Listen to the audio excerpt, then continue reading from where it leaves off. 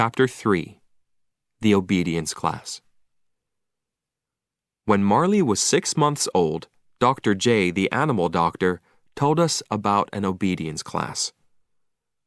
We loved Marley very much, but he wasn't an obedient dog. Every day he got bigger and stronger, and he didn't listen to us.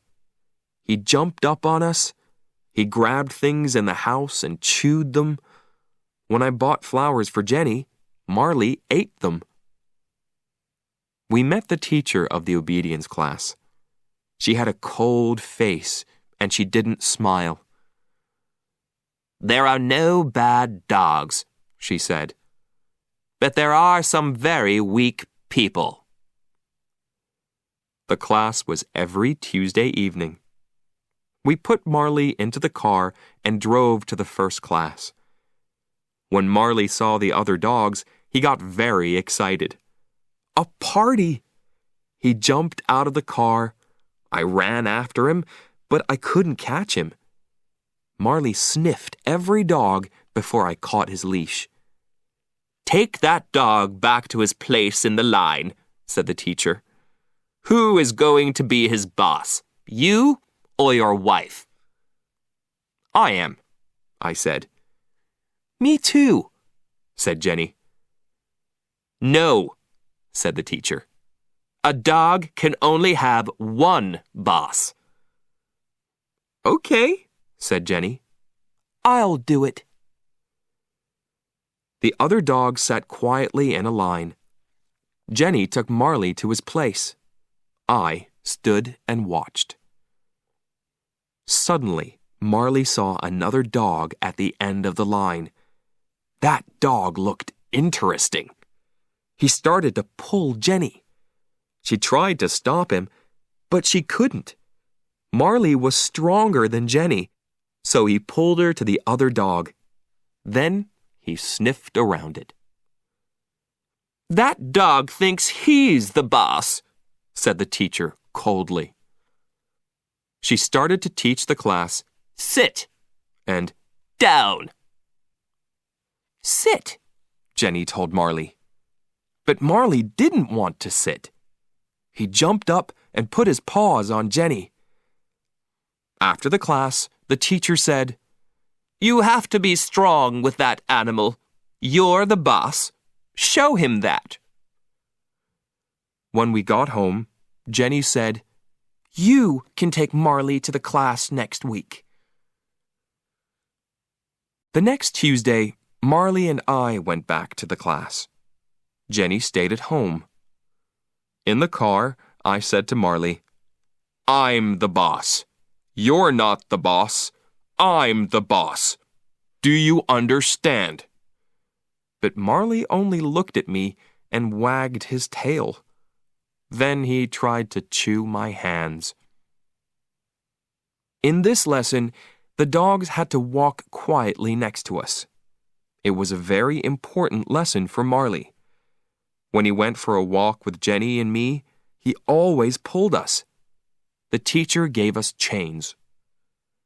"Put the chain over your dog's head," she said. "When he pulls you, pull him back with it. It will hurt him, so he'll stop pulling." I tried to put the chain over Marley's head, but Marley, of course, got very excited. A new game! He grabbed the chain with his teeth. I tried again, but each time, Marley grabbed it. In the end, I got the chain over Marley's head and started to walk with him. When Marley pulled in front of me, I pulled him back with the chain, but then he pulled away again. "Here," said the teacher. "I'll show you." She took Marley's leash and started to walk with him. Marley pulled the chain, and the teacher pulled him back. But then Marley pulled the chain again. This new game was great. Then Marley saw me. He started to run to me, and he pulled the teacher after him. Marley was bigger and stronger than the teacher, so she couldn't stop him.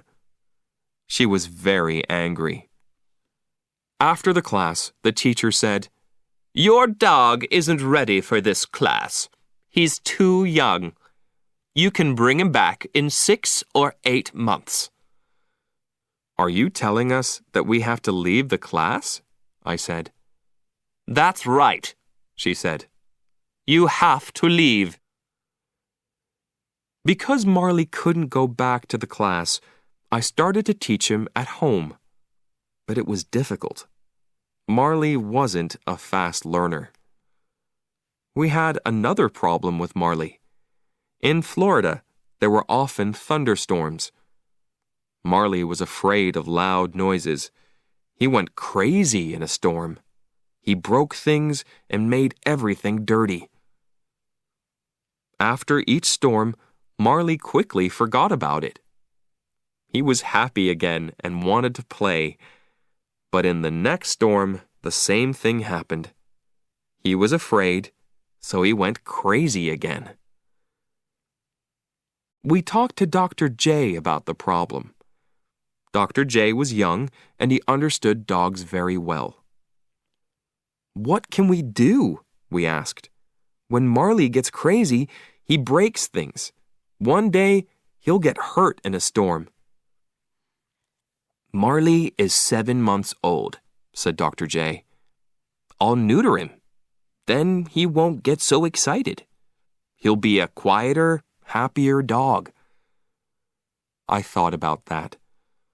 "Oh," I said, "I don't really know." "Yes," said Jenny. "That's a great idea." "Bring Marley here on your way to work," said Dr. J. "It doesn't take long. He'll be ready by the afternoon. You can get him again on your way home."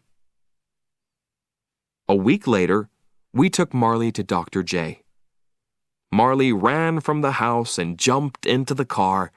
He was very happy. He loved to go out with Jenny and me, his 2 best friends. Jenny drove and I sat next to her with Marley. He pushed at the window with his nose. He wanted to sniff outside the car. I opened the window and Marley put his nose outside. "I feel sorry for Marley," I said to Jenny. Then I looked at him. His front paws were out of the window. "John," said Jenny, "what's Marley doing? Please be careful." "He's fine," I said. "He only wants to put his head outside." Marley put his head out of the window. Then, suddenly, he pushed his front legs out, too. He tried to jump down on the road, but the road was very busy with cars. "John," shouted Jenny, "hold him!" Jenny tried to stop the car, but she couldn't. The other cars drove around us very fast. It was very dangerous. Now, Marley's front paws were down on the road. He ran next to the car. I grabbed him by his tail, and Jenny stopped the car. "Now what?"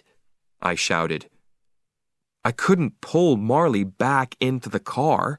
I couldn't open the door. I couldn't get my other arm out. And there were cars all around us. The other drivers looked at us angrily. Jenny opened her door and got out of the car. She ran around it and grabbed Marley. I opened my door and got out too. In the end, we got Marley back into the car. When we got to Dr. J's, I took Marley inside. He sniffed everywhere. Then he pushed over a table with magazines on it. I gave Marley's leash to Dr. J. "Please neuter him as quickly as possible," I said. "Please." That evening, when I took Marley home, I saw a change in him. He wasn't excited and crazy. He moved quietly and slowly. "Good," I thought.